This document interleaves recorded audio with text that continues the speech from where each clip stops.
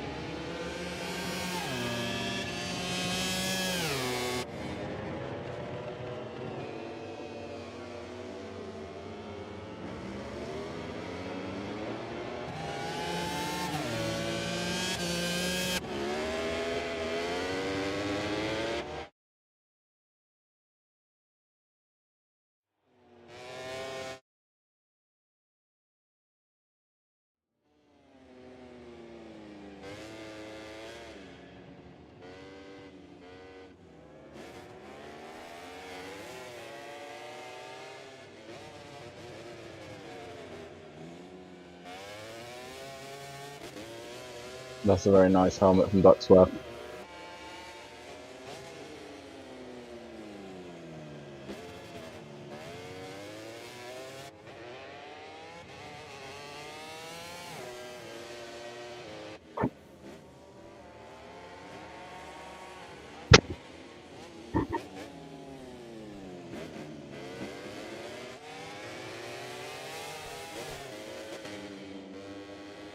Ooh,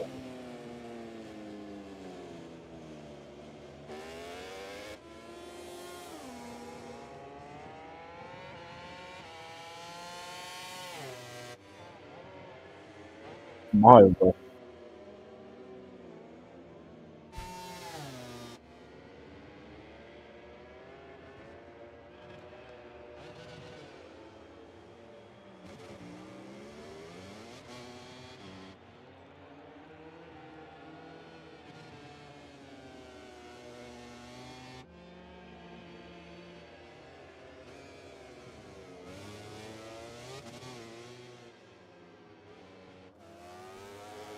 He has to.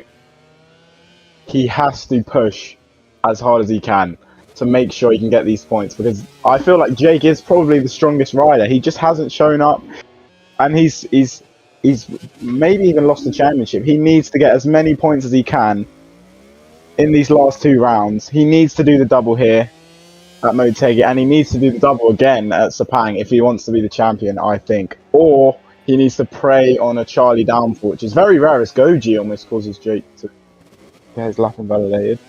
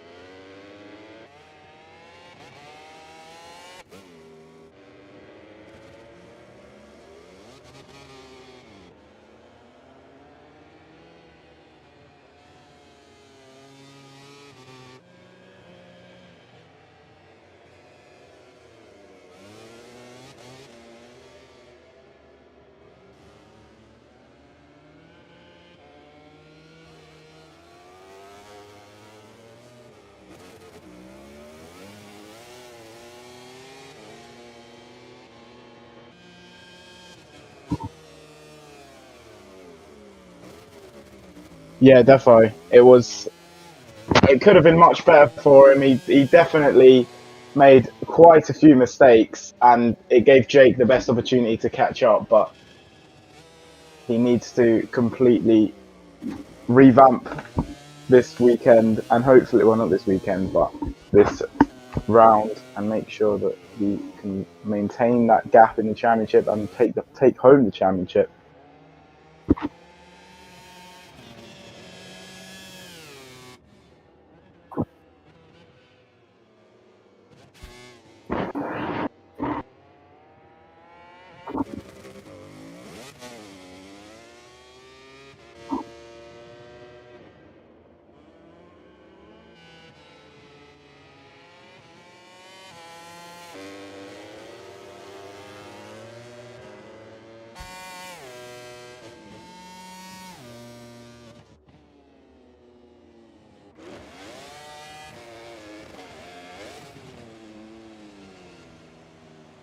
Very strong.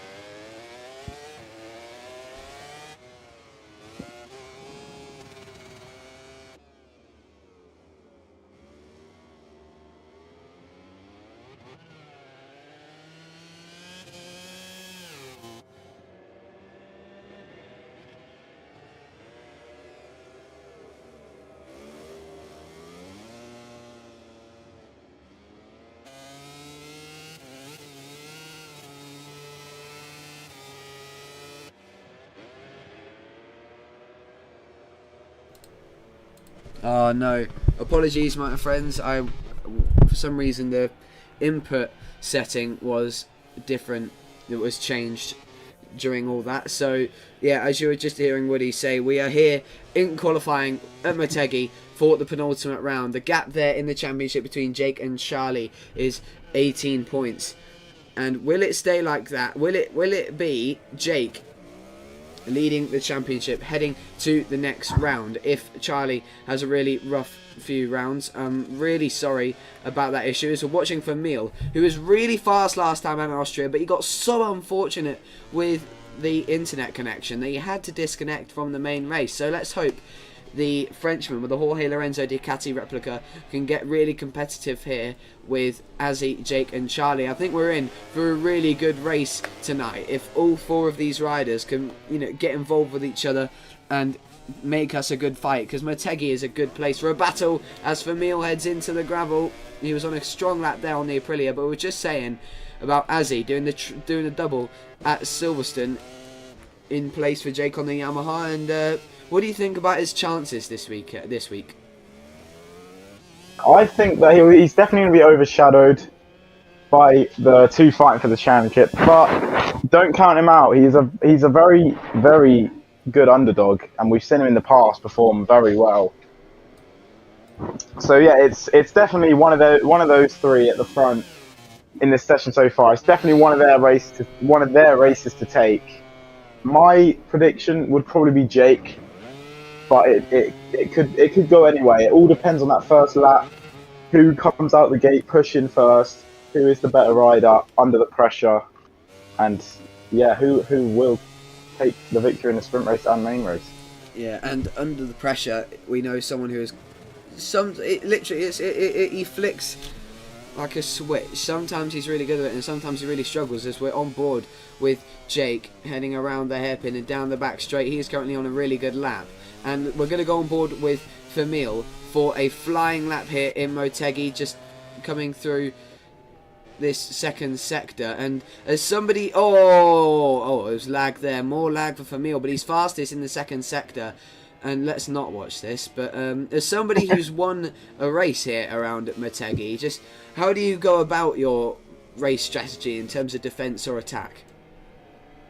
I just try and maintain my rhythm, because I feel like this track, there are some stages where it's mostly straights, to be honest, but in the corners you have to be so careful. Just like we saw Jake, he made a bit of a mistake. If you make a mistake, there's such an easy chance to run off onto the green, run out wide, maybe lose the front. It's such a hard track to nail, but once you've nailed each corner, you just got to make sure you maintain that rhythm and maybe take home. That's how I took home the victory anyway. I just made sure that I didn't drop off too much. I made sure I was stable, I didn't fall under pressure. And yeah, that's pretty much it. Yeah, and something that's really important with a track like Motegi is just trying to keep at your pace, as you were saying, and not go for too much. As something we did see is Pedro Acosta last year in the main race crashing out of the lead. A really strong pace, but unfortunately just asking too much of that KTM RC16. And Motegi can really bite back if you don't play nice with it. Like hard braking downhill sections like this one really don't reward if you make a mistake. Compared to somewhere like Thailand where you can just run out wide in the corner and stay on the circuit. As Charlie comes to the line now, let's see what it is for the championship leader. He's 0.1 off at the moment, and he goes to the top once again, 1,000th ahead of Jake. That's 2 laps in a row that Charlie has set 1,000th ahead of his title rival. That is unbelievable. That is proving a point, is Charlie. Really proving the point there. He's just showing Jake, look what I can do. Yeah, and he just has that little bit more. But I'm sure Jake will try and respond as we're going to go on board with Azzy as he takes us around these last 2 sectors. I'm sorry for asking you these questions all the time, but as somebody who has, of course, as I said before, won a race around here, and did you get the front row in qualifying? I think I got 3rd place on the grid. I for sure didn't get pole position because I didn't get a single pole position. Yeah, we were just speaking about the braking zones. In a qualifying lap, do you go for it? Do you play with the risks, or is it more just a marker thing and don't go, let's just ask for a bit more?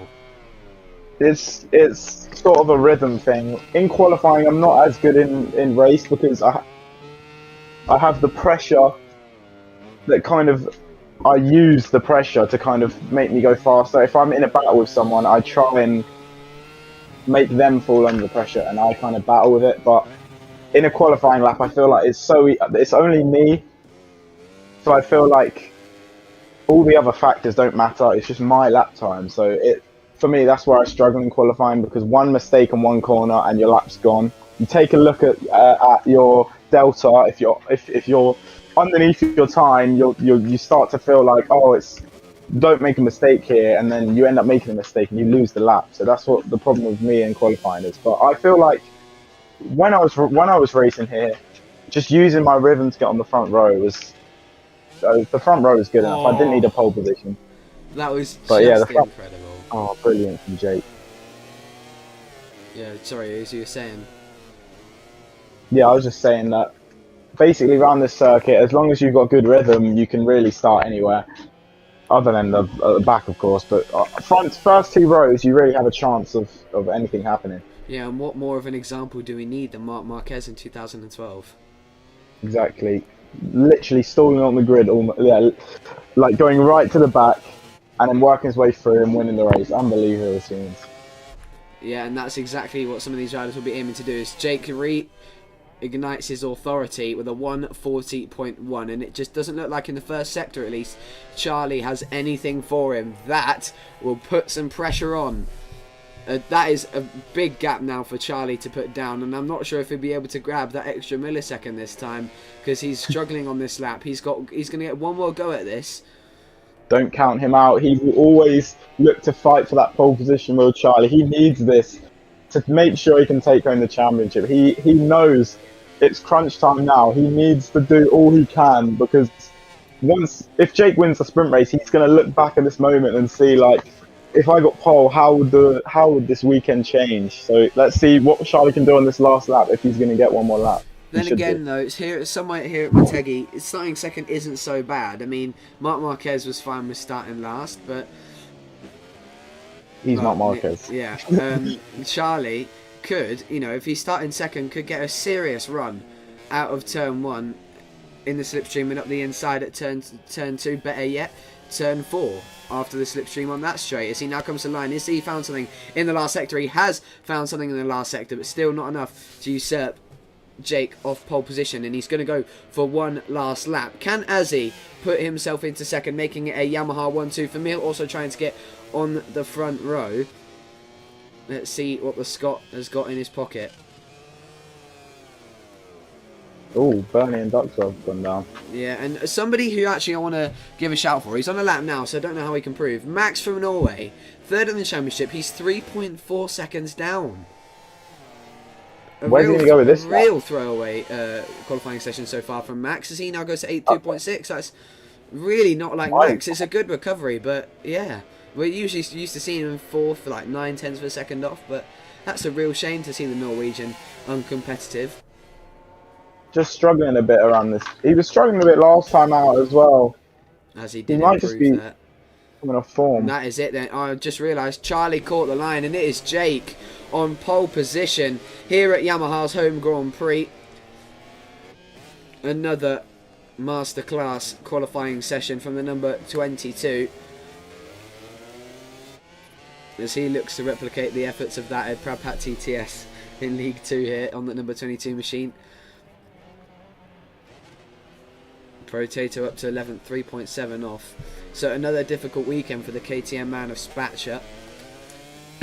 It's a shame we're not seeing JM69 here this week after a really strong ride in Austria.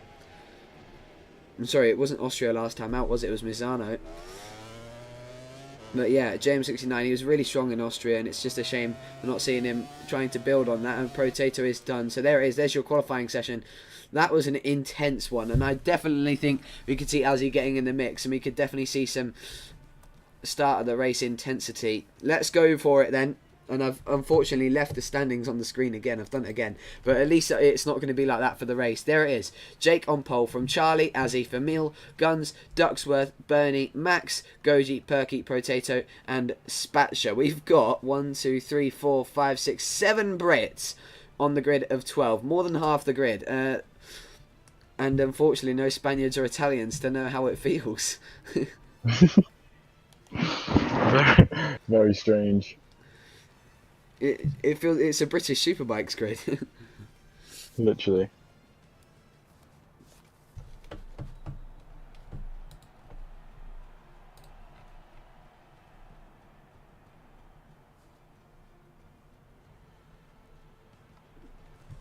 Sprint race time then. Yeah, Jake kicking it off from pole position here at Japan. And what do you think your predictions are on for this one? Put in the comments, and now we're going to hear from co-commentator. What do you think?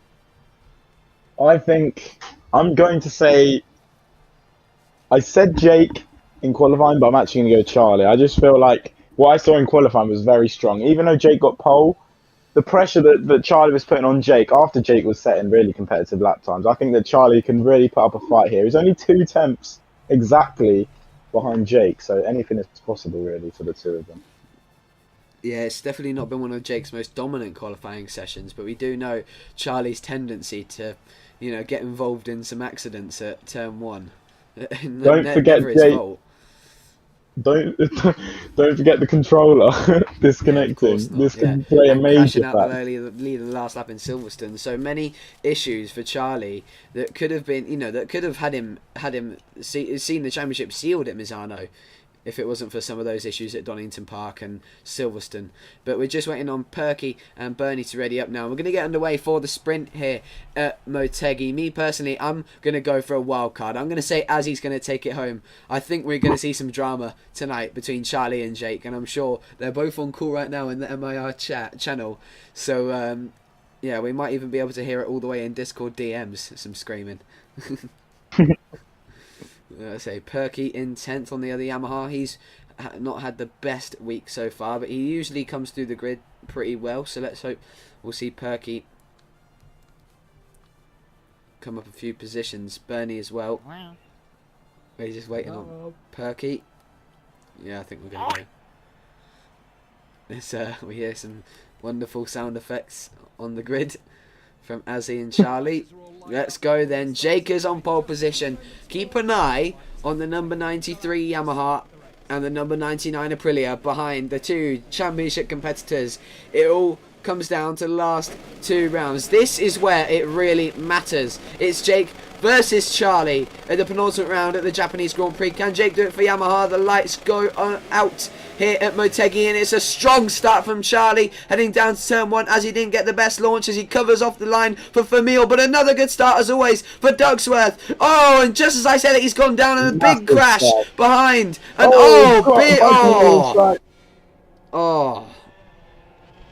a huge accident behind for, I think it was Max from Norway, Protato, Famil and Bernie. Charlie nearly got up the inside there in turn 1. We're going to get rolling again, but that was unfortunate as he didn't get the best launch, but he did well to cover off Famil on the right side. We know how aggressive the Frenchman is when it comes to a turn 1 opportunity, but Ducksworth, I think, got a little, or one of the VR46 riders got a little bit too brave there up the inside and caused that contact, and once again Protato getting collected. But to be fair, lap 1 contacts, you rarely see Protato involved in them because he benefits from them.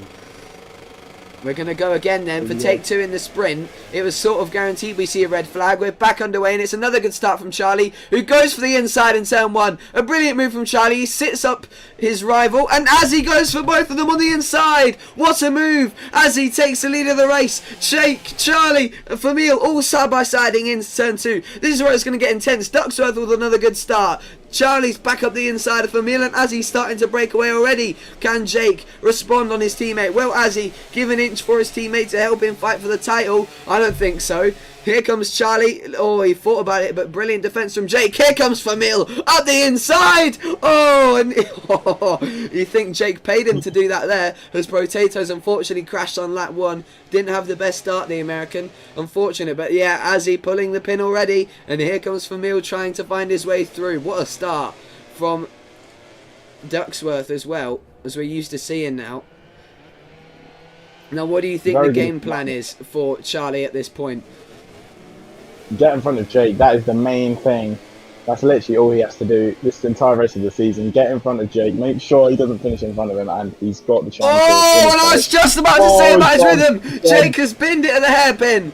Oh, I was just about to mention Jake doesn't want to do a Marc Marquez at Jerez. After getting interrupted early on in the race, he doesn't want to interrupt his rhythm. He wants to stay calm and just play through the first few laps instead of pushing too hard. And unfortunately, it's gone all wrong as he nearly wipes his teammate's front wheel out going up the inside of Perky. Now he's got some work to do for the rest of the sprint race as he's already making moves. The confidence is not gone yet. He's back through on Spatcher, and my bet on Azzy is going pretty well right now as the Scot leads the race ahead of Charlie and Famil. The battle for second continues on, but remember, if the gap is over 37 points going into the next round after the main race, Charlie is crowned world champion. Oh, what a mishap from Jake. But, you know, you'd rather do it on lap 1 than any other time. Well, to be fair, I'm sure he'd rather do it when he's 10 seconds in the lead on lap 5. As Famil continues to chase the Ducati, he's just starting to lose touch as Ducksworth is now coming under pressure from the two VR46 Ducatis. And I tell you what, Guns and Max from Norway, the last 3 rounds, they have been absolutely locked together. Nothing separating them all the time, fighting for 5th and 6th. Similar to that of the Gian Antonio Morbidelli. One week one's better, one week the other is better. It's a strange dynamic for the VR46 Ducatis in 2025. I think Azzy has ran out wide there because the gap dropped from 1 second to 7/10 of a second. Is Charlie just trying to stay calm here and put on second place? There's a nice line from Azzy to enter, but he's ran it a little bit wide there, and exit is looking okay. But if you were Charlie, would you go for Azzy right now, or do you not worry about him? He's not in the championship. Definitely do not worry about Azzy. Focus on your own race, unless the rider in front of you is Jake. That is the main game plan here. This should be the only game plan for Charlie. Otherwise, he'll be getting himself in unneeded battles, putting himself under unwanted pressure, and things like that is what loses you a world championship. So yeah, really, as you're saying that, he is really starting to close in on Azzy. Is he pushing, or is Azzy starting to lose it? And Azzy has every right to fight for it. I mean, he can help Jake out in the championship, as Jake has already recovered back up to 6th. Literally, he's passed 6 riders in 2 laps. Yeah, well, Azzy has every reason to fight for this. He is not part of the championship battle, and he will be helping his teammate out in the title chance. Now, if you're Famil, I'm always asking these questions, but it really gives you an insight into the mind of a rider in a race. If you're Famil watching this battle and knowing your luck through the past few races, is he going to take third? Probably. Most likely. Oh, has he a bit wide again there? He's feeling the pressure. Let's see it. Charlie's in the slipstream. Both of them on such similar pace. I did say to watch out for Azzy, but he could be saving something for later on. He goes defensive into the hairpin. Charlie trying to find a way around. He's a bit wide there, Azzy. Now, I think the next opportunity, he's a little bit too far for turn one, unless Azzy makes a mistake here in the last chicane. A good run there through the last chicane though from Charlie, and I think if he gets it right into turn one, it will be in the slipstream into turn two, as Bernie's gone down, unfortunately, out of 7th place. As he's off the track, up the inside comes Charlie. Is there space for the Ducati to come through? No, there's not, as he's been able to rejoin the track just in time. But as I predicted, here comes Charlie for the inside. Oh, he really thought about it. He spent way too long thinking about that, and unfortunately runs wide. Yeah, he was contemplating that for too long. He should have either committed or gave it up, and he was just thinking, and stuck to that inside line, which ran him out wide. And he nearly runs at the back of Azzy there. He's just trying to be really, really careful at the moment, but I'm not sure if he is, because he's running to the back of Azzy nearly every time he's been directly behind him in the braking zone. As Jake continues his charge up through the field, he sets his sights on guns after passing Max from Norway. Here he comes to the back of VR46 Ducati. That got close. They rubbed tyres just for a second there, as the gap's starting to increase now, as Charlie, I think, realising to just think about the championship in this one. But are we, similar to that BSB, are we starting to see from either Jake or Charlie in this race what we're seeing from Brad Rayos? Jake! What a move. Aggressive. Lovely dive, and he really went for that one. And in the sprint, a comeback to the podium would be absolutely magnificent, as he already sets his sights on Charlie's teammate Ducksworth. Ducksworth will go all out for this one to maintain his 4th position, as Guns runs it off wide there, struggling to stay with Jake. Oh, yeah, and just as I say that, he's gone down on his way up to the hairpin. Charlie gets a track limits warning there. He's asking for a lot of that Ducati with 2 laps left. He wants to take as many points out of Jake as possible, but does he want to risk it? Here we go then. What is this final result going to be? We're just about to find out then, with about 1 3/4 laps remaining. Yeah, and one thing I'll say for Charlie, though, is his laps were extremely consistent in qualifying and mistakeless, whereas Jake was very, bad lap, good lap, bad lap, good lap, as Jake makes his way through on Ducksworth. No response from the factory Ducati man, as Jake continues to pull forward. I don't think he's going to get third unless something dramatic happens between the top 2 or Famil makes a mistake. But I'll tell you what, he has closed half a second in the last 2 laps as Famil, and he could just get involved if Charlie starts to get reckless.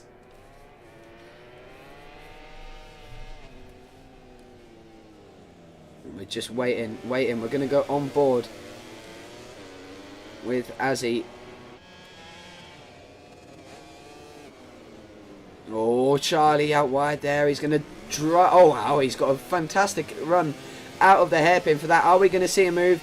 I think it would be a dive, a really brave dive, but I don't think we're going to see it just yet. Once again, as he goes defensive, strong there on the brakes, but as he's out wide again, he takes a bit of a wider line there to carry a bit more corner speed on the inside through and under the bridge. Is that Charlie? Wow, from way back. How has he made that work? Surely he's not carrying it on. No, he's just missed out. But if he manages to stick it in turn 1, he's going for it. It's the last lap here in the sprint. Oh my goodness. I thought that was going to be it.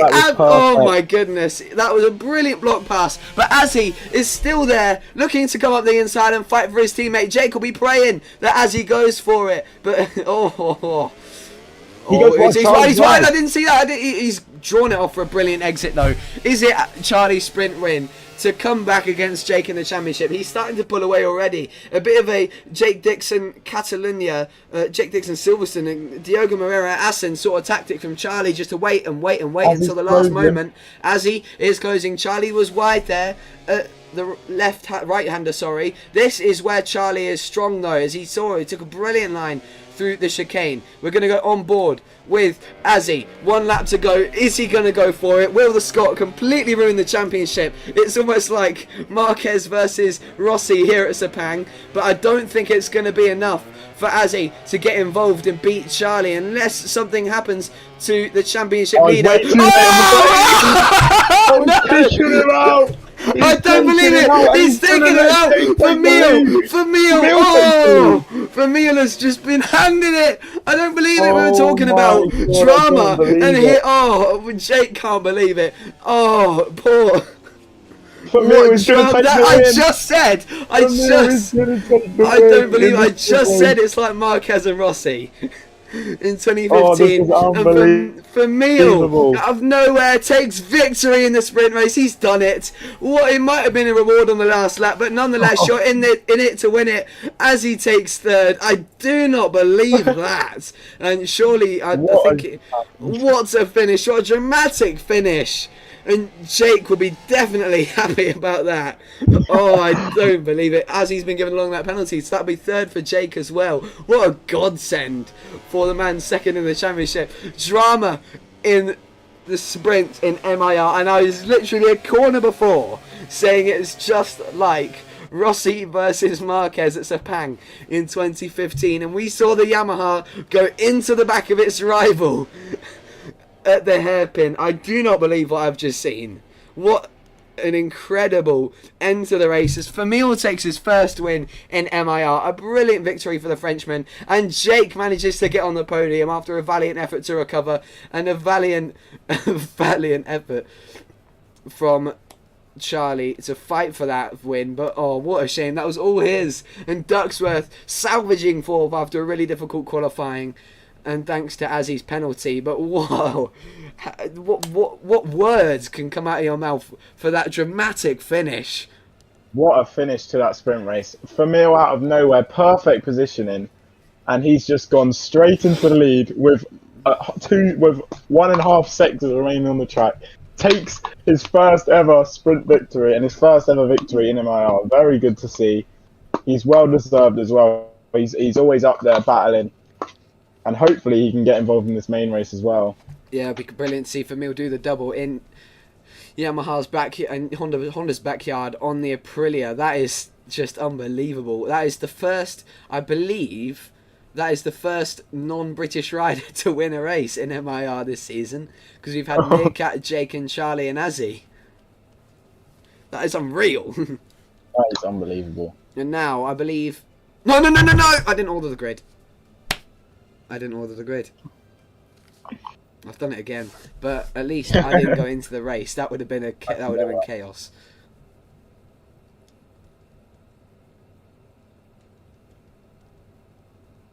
Okay, that's all correct. Server host unreachable, Bernie said. Yeah, just pretend. just tell everybody that it disconnected. It disconnected. The lobby disconnected.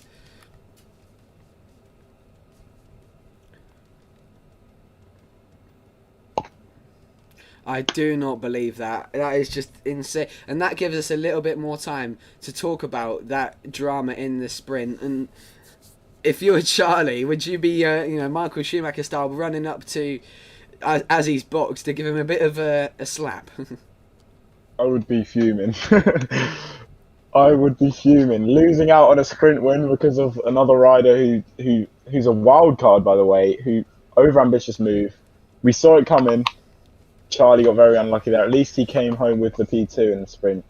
If he came anything lower than that, I would have gone absolutely mental if I was him. Yeah, very lucky that he was barely able to just take second away from Jake. Wow.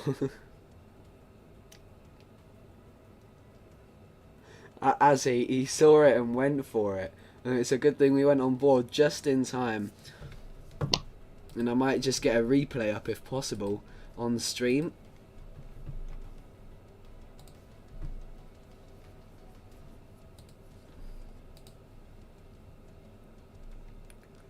As we wait for everybody to rejoin.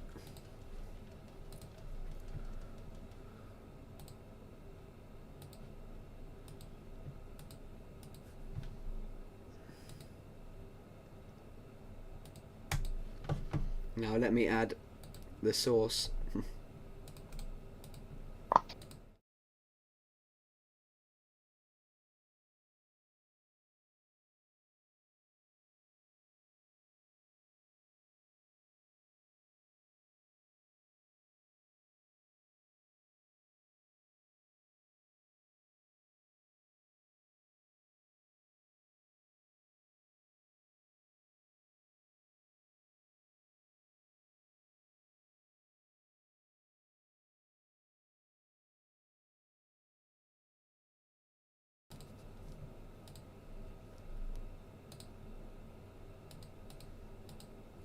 Alright then, so here we are looking at the replay. Are you all on the screen share?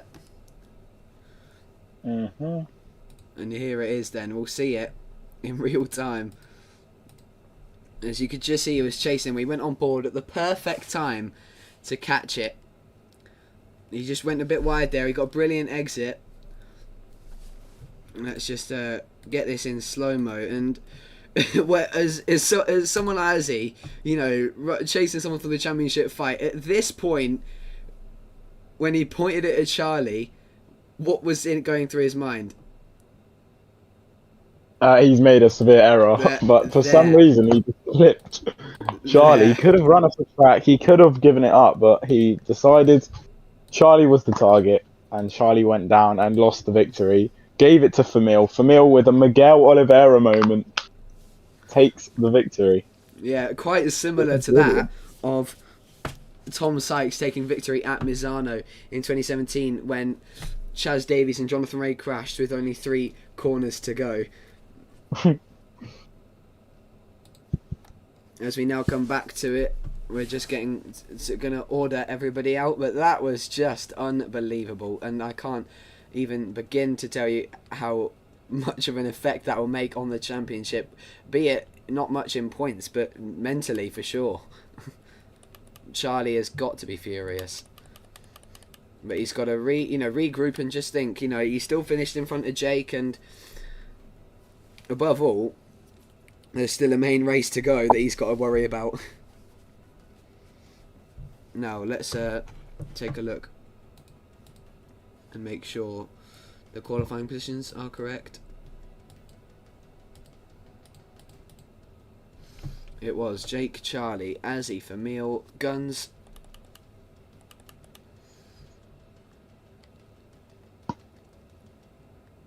Ducksworth, Bernie,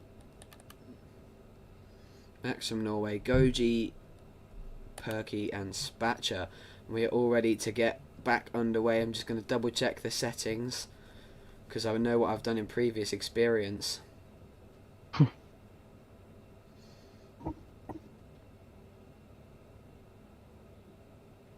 Alright then, that is all okay, and we are ready to get rolling. It's the main event here at the Japanese Grand Prix. The main race is upon us. And what do you think the prediction is for this one after that manic sprint race? I'm going to say Famil for back-to-back. Famil is going to do the double. That is my prediction. Call me crazy, but I think I see a vision that Famil is going to take the double. I think it's going to be absolutely unheard of what Famil is about to do. No one is predicting it, so I will happily predict Famil to take the double. Yeah, a brave prediction, but get your predictions in the comments and let's see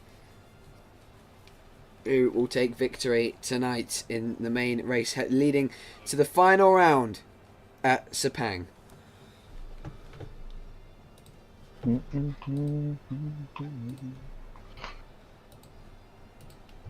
Just waiting for everybody else to ready up now.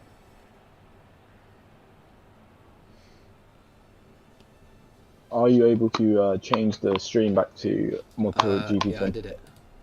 I'll get it. Wait, I Oh no, I can't. I didn't. still Whoops, see I the clicked YouTube. on the wrong thing. Whoops.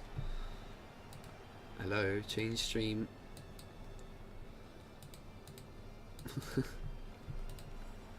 Working now. There you Lovely. go. Perfect. All right then, we're just waiting on Max, Bernie, Charlie, and Spatcher to ready up. This is it, Motegi, and I believe going off the sprint points basis, it's 9 points for second and 8 for third. So Charlie would have only gained 1 point on Jake.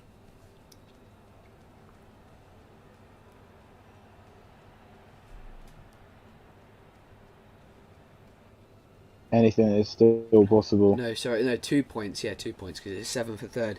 But we're just waiting on Spatcher and Max from Norway now to get ready to go. Here it is. Can Jake get revenge for that one? Can Charlie get revenge for that one? Can Azzy get revenge for that one? Or can Famil steal it at the death once again? We're on for an absolute cracker of a main race. Strap your seatbelts on and get ready for some Japanese action. This is the Jap show. And of course, head down to the Jap show at Santapod on the 28th of September. They're both us commentators will be there. Pit crewing. But enough about that Jap show, and back to the Jap show in Japan. At Motegi, Jake leads us away from pole position and looks to gain back the 2 points he lost on Charlie in the sprint race. We go underway, and it's another good start from Jake and a not too good start from Charlie as he looks to get attacked by Azzy and someone. Ducksworth nearly going into the back of Azzy there. Famil getting aggressive. Charlie's out wide. Famil's up the inside. Azzy's gone down the inside. That's a dangerous place to crash there. He caught the grass, and a shame for Azzy, who got a completely opposite start to the start he did in the sprint. As Famil's ran off, he's gone for a long... Oh, a crash there for Spatcher and Guns. Did Famil go for a long lap penalty? Oh, big crash there. And luckily for Azzy, that'll be a red flag.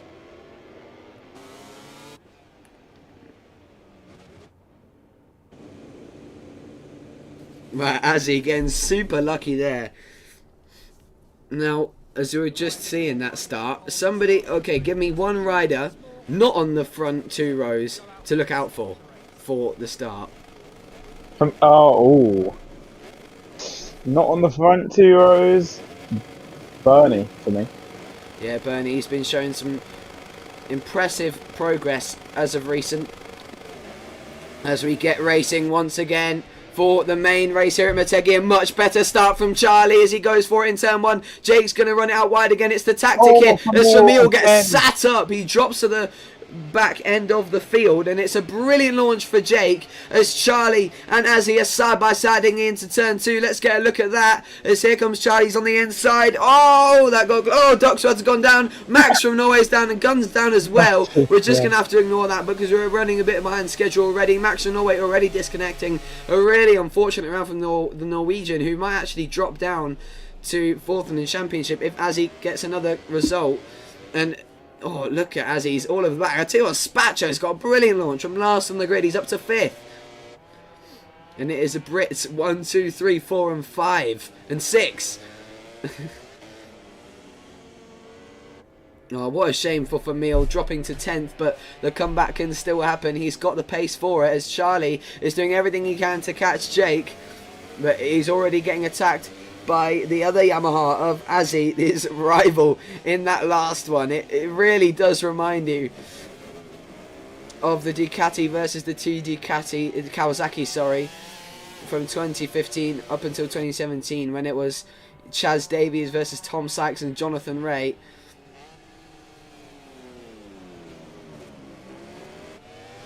But in this case, the Ducati leads the championship by a good margin. Jake really needs Charlie, optimally really, he needs Charlie to finish off the podium. It's 20 points, and at this point it will be 15 going into the final round. If you were Jake, you'd hope that Charlie be around 4th, but I tell you what, Perky is up to 4th. A brilliant start for the Brits, a good job there to see him in 4th with the VR46 colours. And the Yamahas proving their worth here at their home Grand Prix. If Charlie crashes, we could see an all-Yamaha podium. Something we never see in any racing except for World Supersport, thanks to that new R9.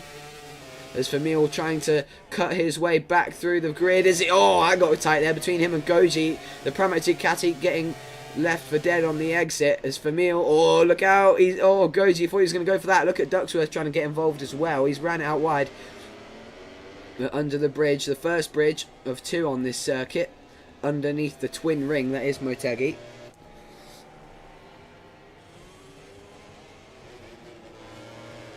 Famil continues to chase. He's looking to catch Spatcher in 5th. And the gap's really starting to break away at the top here between the top 3. Jake just trying to keep it cool. This is what he likes to do. This is the Marc Marquez, Toprak Razgatlioglu. Get out there, get gone, get into your rhythm, and get the dub. As Azzy put him right out to the grass there to help the swing round into the break-in zone. Oh, Jake is out wide onto the green. That's going to give Charlie a little bit of a better chance. He was strong. Charlie is super strong through that final chicane. It's a really difficult one to master. And is it a place that you're strong? Oh, hang on. Just as I was just asking that, Jake has ran out wide and Charlie is responding. Here we go. Here he comes then into turn 2. Is there a move for Charlie? This is for the championship, ladies and gentlemen. Jake's ran it out a slightly wide again. Charlie is putting on the pressure here in the slipstream. He's going to use some of that Ducati power. Is there going to be a dive from Charlie? He's way too far back for now. We do know Jake has a stronger pace, but he's been making a lot of mistakes.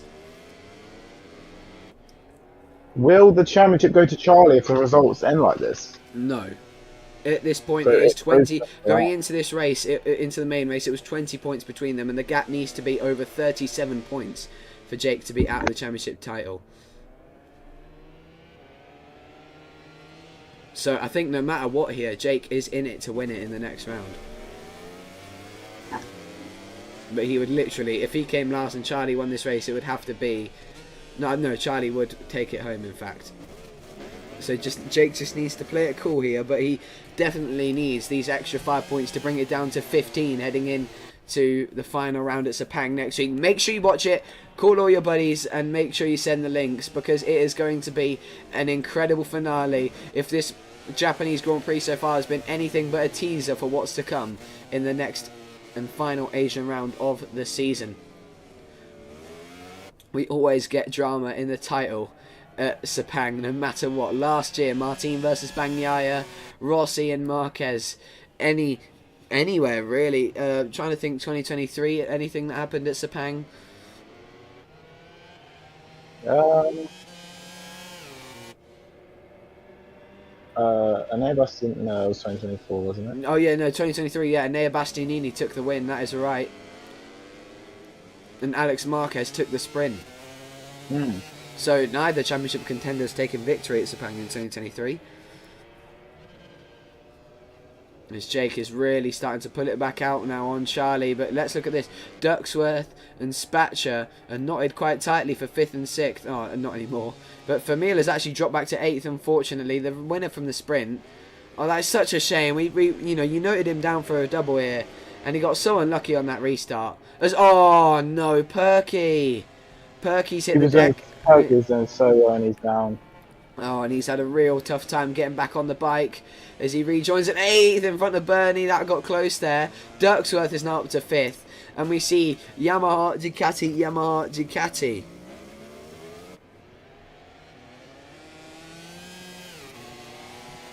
But this is a sublime performance from Jake to come back in competition for this.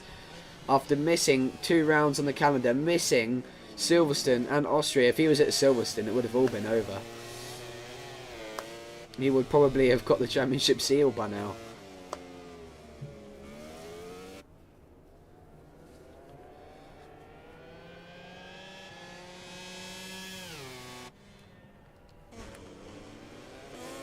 And here it is. This is a tight battle with for 5th. Guns, Spatcher and Famil all locked together. Oh, he's a bit wide there, Spatcher, running a nice Japanese pattern helmet. Very similar to the one that I made for you in the race that you won, in fact, at Motegi.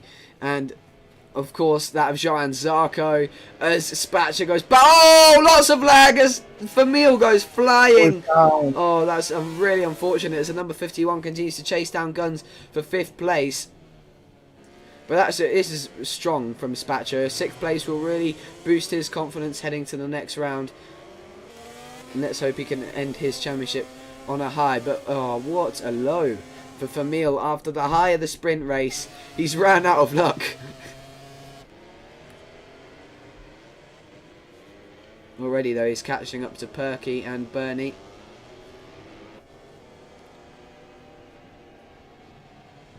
And now everybody's just starting to get a little bit stretched out. We ran out of excitement in the sprint. We used all the excitement. So Azzy not too far off Charlie, trying to just make an effect on this. Trying to put some pressure on in the late stages. Come on, Azzy, he is the showman. He's the one that's made all this drama this week so far. What has he got in store for us? Come on, Azzy, do something.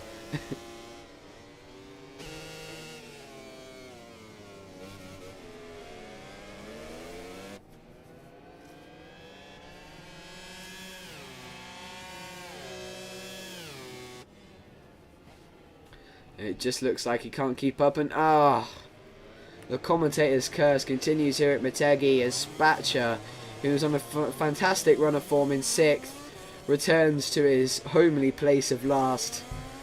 Oh, what a shame. What a shame for Spatcher, who was doing a great job in 6th. That sucks. That really does suck for him. But I'm sure some more confidence will come after that strong start, and he'll be looking to end his season with a good result in Sepang. And now everything is really, really stretched out. It is Famil who's closer to anyone, as he's not too far off his teammate. As Perky, I think he ran out all the way into the gravel there because Goji's gone through into 8th. It's been a rough few rounds for Goji. In fact, at the start of the season, a top 5 competitor. It's really not gone well for the Swedish rider. As he just slowly closing that gap in the later stages. He's got 2.5 laps to make a difference for Jake in the championship. If as he does get through, it will be 9 points gained for Jake in the championship, and it'll be down to 11 points going to Sepang.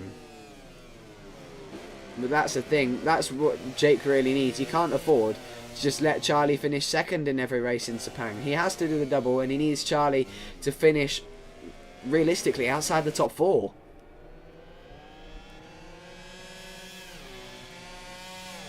And as he knows that, he is ready for duty and trying to do his best for his teammate. Jake really had an opportunity to tighten it up in the sprint race, and it's really not gone well for him. He was lucky for that crash. He was lucky as he dive bombed and Morbidelli'd it into the back of Charlie. But Charlie, in fact, is on the verge of a long lap penalty. But this will be another consistent result so far for Ducksworth. 13 seconds off the podium, guys, at the moment. He has to prey on a massive error from this front 3. Yeah.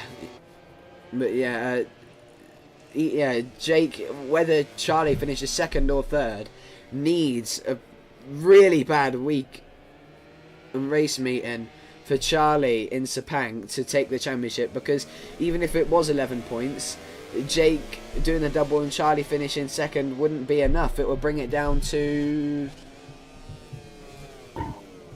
yeah, he'd close 8 points, which wouldn't be enough. So he'd need at least Charlie to finish 3rd or lower in both races, and he has to do the double. But it is definitely crunch time for Azzy in the late race. He's trying to put the pressure on Charlie, who's feeling a little bit of pressure thanks to his long lap penalties, but he's just trying to keep it smooth. Azzy's got 1 lap to catch him, and he'll be praying for a mistake. And so will Jake. And there's all the two Ducatis. Aprilias are going head to head into the hairpin. Famil's up the inside trying to salvage a top 6 result after his victory in the sprint. An unfortunate run of crashes in this race. It just Azzy pushing hard, but the track limits there to catch Charlie. Doesn't seem like he's got anything for the Ducati man. And nonetheless, it's still a strong, consistent weekend for Charlie to go second. And that's it. Oh no! Jake is down! He's gone down on the last lap! I don't believe it! I do not believe it! Oh no! And is that... Oh no! Oh, can you believe it? The drama continues to unfold. He's done it again. Jake, he did it at Silverstone in World Racing League, and now can Charlie hang on to the victory? Oh, Azzy get a bit too giddy once again. Charlie, what a godsend here at Motegi. Oh, Jake will be kicking himself. And now the gap will go all the way up to... I don't even know. Gosh, my maths. 29 points. That is not literally unreachable for Jake. I do not believe what we are seeing here. Jake, he was still in a really strong position to fight for the title, but Charlie bounces back after being wiped out in the sprint. A difficult round at Misano. He wins in Yamaha's backyard. Wow, and we were just saying he was being targeted by Azzy. Jake will be literally crashing out, throwing stuff around the room. I do not believe that from Jake.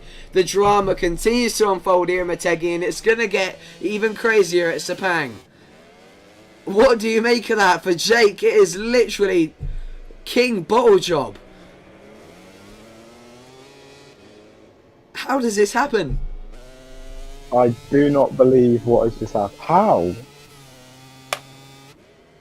Less than half a lap to go, and Jake throws it down the road. And that's another podium for Azzy. And that is the gap. 29 points going into the last round. And it could be sealed in the sprint race. Wow! We it are went going to have from a 18 points to 29 going into this round. And we really thought Jake was going to do the double after that qualifying session. Unreal. Unreal drama here.